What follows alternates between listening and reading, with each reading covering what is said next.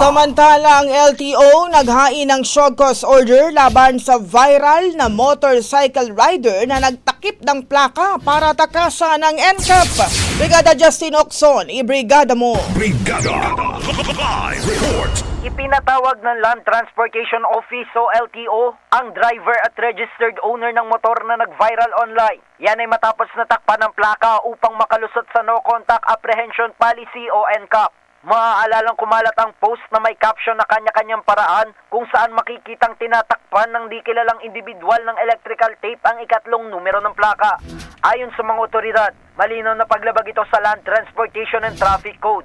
Pinagpapaliwanag ngayon ng driver kung bakit hindi dapat kanselahin ang kanyang lisensya. Preventively suspended na rin ang lisensya nito sa loob ng 70 araw.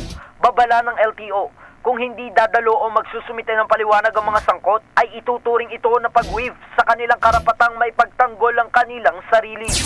In the heart of changing lives, ako si Brigada Justin Ocson ng 105.1 Brigada News FM Manila, The Music and News Authority. Ang bahaging ito ay hatid sa atin ng Yummyvit ES3 Syrup. Simulang tuparin ang pangarap ng iyong anak. And starting now,